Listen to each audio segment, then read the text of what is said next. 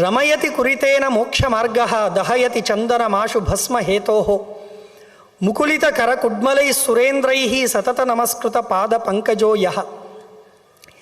ಜನರು ಎಷ್ಟು ಮೂರ್ಖರು ಅಂದರೆ ಯಮ ಮಾತನಾಡುವಾಗ ಹೇಳ್ತಾನೆ, ಜನರು ಎಷ್ಟು ತಮ್ಮ ಇಂದ್ರಿಯ ಚಾಪಲ, ಇಂದ್ರಿಯವನ್ನು ಸಾಕ್ತಾರೆ, ಅದನ್ನು ಸಲಹುತ್ತಾರೆ ಅಂದರೆ, ಒಂದು ಚಂದನವನ್ನು ಅದನ್ನು ನಾವು ತೇಡಿ ಅದನ್ನು ತಿಕ್ಕಿ ಅದರ ಗಂಧವನ್ನು ನಾವು ಲೇಪನ ಮಾಡಿಕೊಳ್ಬೇಕೇ ಹೊರತು ಭಸ್ಮಕ್ಕಾಗಿ ಚಂದನವನ್ನು ಸುಟ್ಟರೆ ಅದರಷ್ಟು ಹುಚ್ಚುತನ ಏನಿದೆ ಅಂತ ಪುರಾಣ ವರ್ಣನೆ ಮಾಡುತ್ತೆ.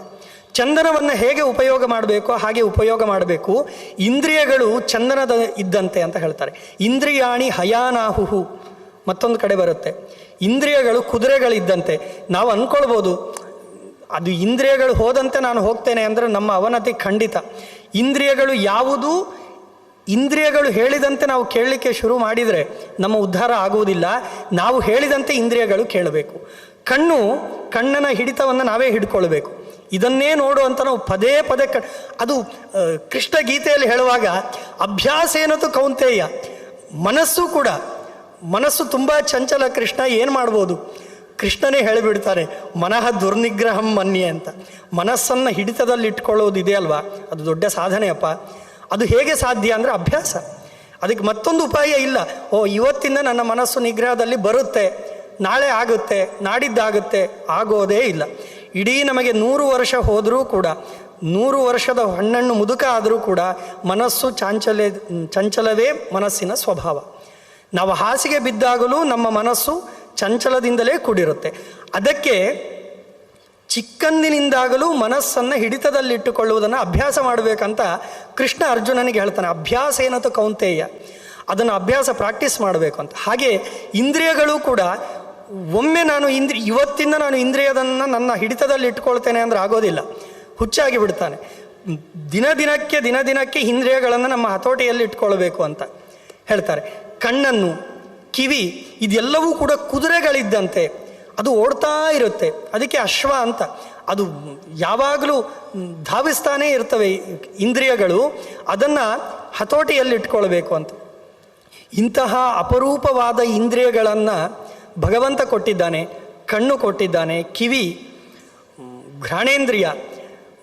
ವಿಚಾರ ಬಂದಾಗ ಒಂದು ಸನ್ನಿವೇಶ, ನಾನು ಇತ್ತೀಚೆಗೆ ನೋಡಿದಂತಹ ಒಂದು ಸನ್ನಿವೇಶದಲ್ಲಿ ಆದ ಘಟನೆ, ಅದೇನೋ ಒಂದು ರೋಗ ಇದೆ ಅಂತೆ. ಕಣ್ಣಿಗೆ ಬಣ್ಣದ ಪರಿಚಯವೇ ಆಗೋದಿಲ್ಲಂತೆ. ಕಣ್ಣು ಬಣ್ಣವನ್ನು ಗುರುತಿಸೋದೇ ಇಲ್ಲಂತೆ. ಆ ಗಂಡು, ಅವನಿಗೆ ಕಣ್ಣಿಗೆ ಬಣ್ಣದ ಪರಿಚಯ ಆಗೋದಿಲ್ಲ. ಅವನಿಗೆ ಮದುವೆ ಆಗುತ್ತೆ. ಆ ಹೆಂಡತಿ ಅವನಿಗೆ ಒಂದು ಉಡುಗೊರೆಯಾಗಿ ಒಂದು ಉಪನಯನ ಅಂದರೆ ಕನ್ನಡಕವನ್ನು ಕೊಡ್ತಾಳೆ. ಆ ಕನ್ನಡಕ ತುಂಬ ದುಬಾರಿ ಕನ್ನಡಕ. ಅದು ಬಣ್ಣವನ್ನು ಪರಿಚಯಿಸುತ್ತಂತೆ. ಬಣ್ಣ ಅಂದರೆ ಸ್ವಲ್ಪ ಬಣ್ಣ ಅವನಿಗೆ ಕಾಣಿಸ್ಬೋದು. ಅದನ್ನು ನೋಡಿದಾಗ ಅವನು ಅದನ್ನು ಹಾಕಿಕೊಂಡು ಅವನು ಭಾವುಕನಾಗಿ ಅಳ್ತಾನೆ. ಅವನು ಒಂದು ಮಾತನ್ನು ಹೇಳ್ತಾರೆ, ನೀವು ನೋಡ್ತಾ ಇದ್ದದ್ದು ಇದನ್ನೇನಾ ಇಷ್ಟು ದಿನ ಅಂತ. ಅವನಿಗೆ ಬಣ್ಣ ನೋಡಿದ ತಕ್ಷಣ ಆದ ಆನಂದ, ಅದ್ಭುತ ಆನಂದ ಅವನಿಗೆ. ಅಂದರೆ ಇಡೀ ಜೀವನದಲ್ಲಿ ಅವನಿಗೆ ಬಣ್ಣಗಳ ಪರಿಚಯವೇ ಇಲ್ಲ. ಅವನು ಬಣ್ಣ ಕಂಡ ತಕ್ಷಣ ಆದ ಆನಂದ ಅವನಿಗೆ ಅಳ್ತಾ ಆ ಹೆಂಡತಿ ಹತ್ರ ಹೇಳ್ತಾನೆ. ಇದನ್ನು ನಾನು ನೋಡಿದ್ದು, ಒಂದು ವಿಡಿಯೋದಲ್ಲಿ ನೋಡಿದ್ದಿದ್ದು. ಅದು ನನಗೆ ರೋಮಾಂಚನ ಆಗಿ ಹೋಯಿತು. ದೇವರು ಎಷ್ಟು ದೊಡ್ಡ ವರ ಕೊಟ್ಟಿದ್ದಾರೆ ನೋಡಿ ನಮಗೆ. ಕಣ್ಣು ಎಲ್ಲವನ್ನೂ ಗುರುತಿಸ್ತೇವೆ, ಬಣ್ಣವನ್ನು ಗುರುತಿಸ್ತೇವೆ. ಕಿವಿ ಎಲ್ಲವನ್ನೂ ಕೇಳುತ್ತೆ. ನಾವು ಏನು ಬೇಕಾದರೂ ಮಾತನಾಡಬಹುದು, ಏನು ಬೇಕಾದರೂ ಒಳ್ಳೆಯದನ್ನು ಮೂಸಬಹುದು, ಗ್ರಹಣ ಮಾಡಬಹುದು. ಕೆಟ್ಟದ್ದನ್ನು ನಾವು ಹಾಗೆ ನಿಗ್ರಹ ಮಾಡಿ ಇಟ್ಕೊಂಡು ಹೋಗಬಹುದು. ಎಲ್ಲವೂ ನಮ್ಮ ಅಧೀನದಲ್ಲಿದೆ. ಕಣ್ಣು ಇದನ್ನು ನೋಡಬೇಡ ಅಂದ ತಕ್ಷಣ ನಾವು ಅದನ್ನು ಹಿಡಿತದಲ್ಲಿ ಇಟ್ಕೊಳ್ಬಹುದು. ಆದರೆ ಯಾವತ್ತೂ ಕಣ್ಣು ಕಾಣಿಸದವರಿಗೆ, ಬಣ್ಣದ ಪರಿಚಯ ಆಗಿದವರಿಗೆ ಅದರ ಮಹತ್ವ ಗೊತ್ತಿರುತ್ತೆ. ಅದನ್ನೇ ಹೇಳ್ತಾರೆ, ಇಂದ್ರಿಯಗಳನ್ನುವುದು ಒಂದು ಚಂದನದಂಥದ್ದಬ್ಬ.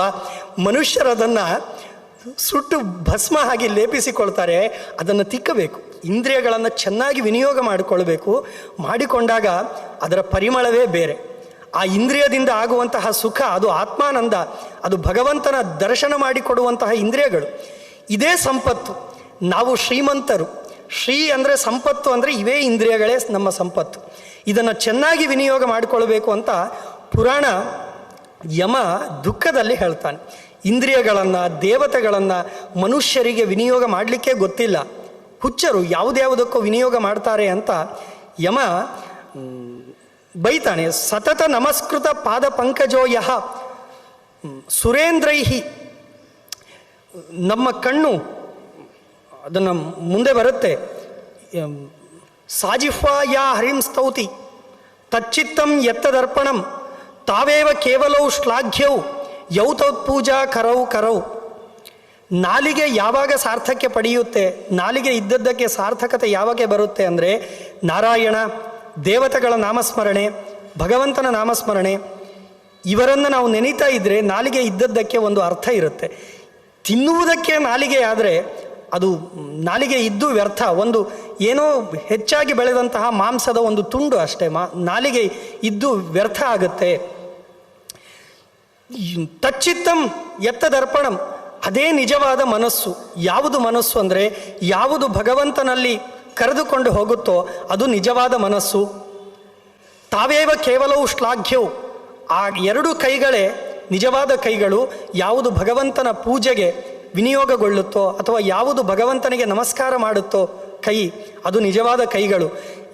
ಕೈಗಳಿದೆ, ಮನಸ್ಸು ಇದೆ, ಇಂದ್ರಿಯಗಳಿವೆ. ಅದು ಯಾವುದಕ್ಕೆ ವಿನಿಯೋಗ ಮಾಡುತ್ತೋ ಆಗ ಇಂದ್ರಿಯಗಳ ಸಾರ್ಥಕತೆ ಮನುಷ್ಯ ಪಡೀಲಿಕ್ಕೆ ಸಾಧ್ಯ ಅಂತ ತಿಳಿಸಿಕೊಡ್ತಾರೆ.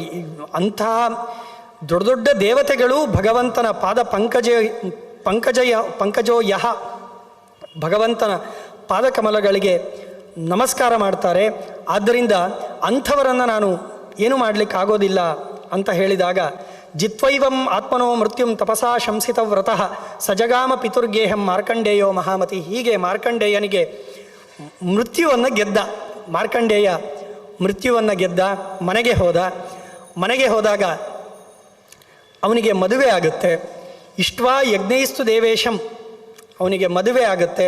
ಅವನು ಗೃಹಸ್ಥ ಜೀವನಕ್ಕೆ ಕಾಲಿಡ್ತಾನೆ. ಗೃಹಸ್ಥರು ಏನೇನು ಮಾಡಬೇಕು, ಗೃಹಸ್ಥರಿಗೆ ಇರುವಂತಹ ಸಾಧನೆ ಮತ್ತು ಯಾವ ಆಶ್ರಮದವರಿಗೂ ಇಲ್ಲ. ಎಲ್ಲರಿಗೂ ನಮಸ್ಕಾರ ಮಾಡಬಹುದು, ಎಲ್ಲರನ್ನೂ ಉಪಚಾರ ಮಾಡಬಹುದು. ಎಷ್ಟು ಸಾಧನೆಗಳು ಗೃಹಸ್ಥರಿಗೆ ಶಾಸ್ತ್ರಕಾರರು ಕೊಟ್ಟಿದ್ದಾರೆ ಅಷ್ಟು ಸಾಧನೆಯನ್ನು ಮಾಡಿಕೊಳ್ಳಬಹುದು. ಆ ಮಾರ್ಕಂಡೇಯನೂ ಕೂಡ ಆಯುಷ್ಯವನ್ನು ಪಡೆದ ಮೇಲೆ ಆಯುಷ್ಯವನ್ನು ಸರಿಯಾಗಿ ವಿನಿಯೋಗ ಮಾಡಿಕೊಳ್ಬೇಕು. ಭದ್ರಂ ಕರ್ಣೇಭಿ ಶೃಣುಯಾಮ ಭದ್ರಂ ಪಶ್ಯೇಮ ಅಕ್ಷಭಿ ಸ್ಥಿರೈ ಅಂಗೈ ತುಷ್ಟುವಾಮ ತನೂಭಿ ವ್ಯಶೇಮ ದೇವಹಿತಂ ಯದಾಯು. ನಮ್ಮ ಆಯುಷ್ಯ ಹೇಗೆ ಕಳೀಬೇಕು ಅಂದರೆ ಕಣ್ಣಿನಿಂದ ಒಳ್ಳೆಯದನ್ನೇ ನೋಡೋಣ, ಕಿವಿಯಿಂದ ಒಳ್ಳೆಯದನ್ನೇ ಕೇಳೋಣ. ಒಳ್ಳೆಯದು ಅಂದರೆ ದೇವರ ವಿಚಾರಗಳು ಅಂತ ಅರ್ಥ. ಮತ್ತು ವ್ಯಶೇಮ ದೇವಹಿತಂ ಯದಾಯು, ಆಯುಷ್ಯ ಏನಿದೆ ಅದು ಎಲ್ಲದೂ ಒಳ್ಳೆಯ ಕೆಲಸಗಳಿಗೆ ಕಳೆದು ಬಿಡೋಣ ಅಂತ ವೇದ ಮಂತ್ರ ಹೇಳುತ್ತೆ.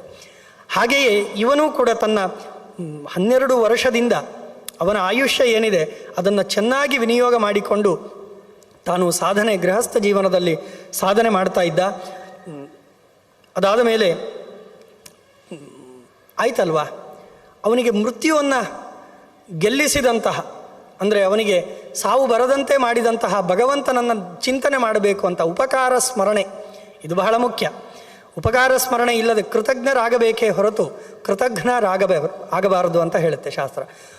ಕೃತಜ್ಞ ಅಂತಂದರೆ ಕೃತಂ ಹಂತಿ, ಮಾಡಿದಂತಹ ಕೆಲಸವನ್ನು ಅವನು ಮರೆತು ಬಿಡ್ತಾನೆ, ಅವನನ್ನು ಕೃತಜ್ಞ ಅಂತ ಕರೀತಾರೆ. ಕೃತಂ ಜಾನಾತಿ ಕೃತಜ್ಞ, ಮಾಡಿದ್ದನ್ನು ನೆನಪಿಟ್ಟುಕೊಳ್ತಾನೆ, ಅವನು ಕೃತಜ್ಞತೆ ಅಂತ ಹೇಳ್ತಾರೆ. ಆದ್ದರಿಂದ ಇವನಿಗೆ ದೇವರಿಂದ ನಾನು ಆಯುಷ್ಯವನ್ನು ಪಡೆದಿದ್ದೇನೆ, ದೇವರನ್ನು ನನಗೆ ಆಯುಷ್ಯವನ್ನು ಕೊಟ್ಟಂತಹ ದೇವರನ್ನು ಕಾಣಬೇಕು ಅಂತ ಅವನಿಗೆ ಮನಸ್ಸಿನಲ್ಲಿ ಬಂತು. ಅವನು ವಾಯುಭಕ್ಷ್ಯ ಚಿರಂ ಕಾಲಂ ತಪಸಾ ಶೋಷಯಂ ತನುಂ, ತನ್ನ ದೇಹವನ್ನು ದಂಡಿಸಿಕೊಳ್ತಾ ವಾಯುವನ್ನೇ ಭಕ್ಷಣೆ ಮಾಡ್ತಾ ತಪಸ್ಸನ್ನು ಮಾಡಿದ. ನರಂ ನೃಸಿಂಹಂ ನರನಾಥಮಚ್ಯುತಂ ಪ್ರಲಂಬ ಬಾಹುಂ ಕಮಲಾಯತೇಕ್ಷಣಂ ಕ್ಷಿತೀಶ್ವರೈ ಅರ್ಚಿತ ಪಾದ ಪಂಕಜಂ ನಮಾಮಿ ವಿಷ್ಣುಂ ಪುರುಷಂ ಪುರಾತನಂ. ಕ್ಷಿತೀಶ್ವರೈ, ನೋಡಿ ದೇವರನ್ನು ಇಲ್ಲಿ ವರ್ಣನೆ ಮಾಡುವಾಗ ಒಂದು ದೇವತೆಗಳಿಂದ ವಂದಿತನಾದಂತಹ ಪಾದ ಅಂತ ಹೇಳಿದರು. ಯಾಕೆ ದೇವತೆಗಳಿಂದ ಏನು ವಿಶೇಷತೆ ಇದೆ? ನಾವು ನಮಸ್ಕಾರ ಮಾಡ್ತೇವಲ್ವಾ, ನಾವು ನಮಸ್ಕಾರ ಮಾಡ್ತೇವೆ, ನಮ್ಮಿಂದ ವಂದಿತನಾದವನು ಅಂತ ಯಾಕೆ ಹೇಳೋದಿಲ್ಲ, ದೇವತೆಗಳಿಂದ ಅಂತ ಯಾಕೆ ಹೇಳ್ತಾರೆ? ಅದರ ಜೊತೆಗೆ ಮತ್ತೆ ವಿಶೇಷವಾಗಿ ಬ್ರಾಹ್ಮಣರಿಂದ ಅಂತಂದು ಹೇಳುತ್ತೆ ಶಾಸ್ತ್ರದಲ್ಲಿ. ಯಾಕೆ ಬ್ರಾಹ್ಮಣರಿಗಾಗಲಿ ಅಥವಾ ದೇವತೆಗಳಿಗಾಗಲಿ ಅಷ್ಟು ಮಹತ್ವವನ್ನು ಕೊಡ್ತಾರೆ ಶಾಸ್ತ್ರಕಾರರು ಅಂದರೆ, ಇದು ದೇವತೆಗಳನ್ನು ಹೇಳುವಾಗ ಏತೈ ಸುರಾದಿಭಿ ಅತಿ ಪ್ರತಿಭಾತಿ ಯುಕ್ತೈ ನಿತ್ಯೈ ಸಹೈವ ಸತತಂ ಪ್ರವಿಚಿಂತ್ಯ ಯದ್ಭಿ ಪೂರ್ತೈರಚಿಂತ್ಯ ಮಹಿಮಾ ಪರತಃ ಪರಾತ್ಮ.